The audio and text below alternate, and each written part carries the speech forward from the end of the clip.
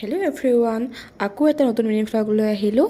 যিহেতু মই বহুত দিন মিনি ভ্লগ বনোৱা নাছিলোঁ মোৰ এক্সামৰ বাবে, ডেইলি এক্সাম চলি আছিল।